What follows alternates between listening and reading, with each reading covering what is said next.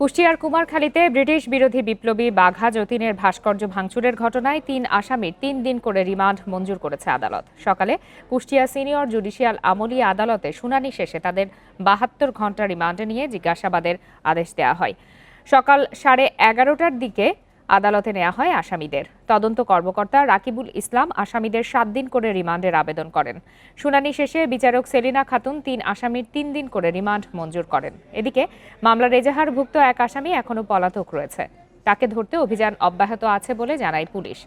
গত বৃহস্পতিবার গভীর রাতে কুষ্টিয়ার কুমারখালীতে কয়া মহাবিদ্যালয় কলেজের সামনে স্থাপিত বাঘা যতীনের ভাস্কর্য ভাঙচুর করে দুর্বৃত্তরা। ওই ঘটনায় যুবলীগ নেতা আনিসুর সহ ৩ জনকে গ্রেপ্তার করে পুলিশ।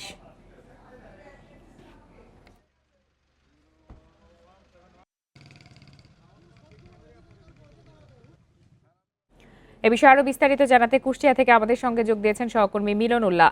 মিলন, ৩ আসামির তো ৩ দিন করে রিমান্ড মঞ্জুর করা হয়েছে, এখন তারা কোথায় আছে এবং এ বিষয়ে বিস্তারিত আর কি জানিয়েছে আদালত?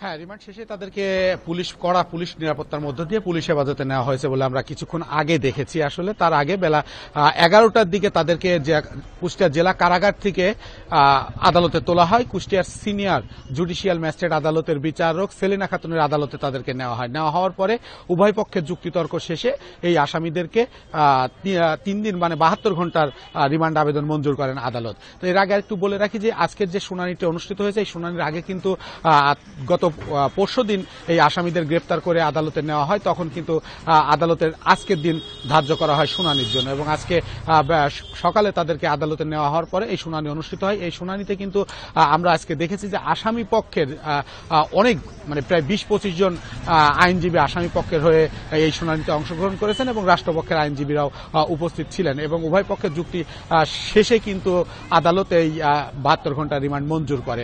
আর আগের সংবাদগুলোতে আমরা বলেছি যে আটককৃত ৩ জনের ভিতরে একজন হলো কয়া ইউনিয়ন, কুমারখালীর কয়া ইউনিয়ন যুবলীগের সভাপতি আনিসুর রহমান এবং যুবলীগের আরো 2 কর্মী সবুজ এবং হৃদয়। তাদেরকে 3 দিন রিমান্ড শেষে আবার আদালতে প্রেরণ করা হবে বলে আমাদেরকে মামলার তদন্তকারী যে কর্মকর্তা রাকিবুল ইসলাম তিনি আমাদের জানিয়েছেন। আর এই মামলায় তাদেরকে আদালতে নেওয়ার পরে কিন্তু তাদেরকে 7 দিন করে রিমান্ড আবেদন করা হয়েছিল।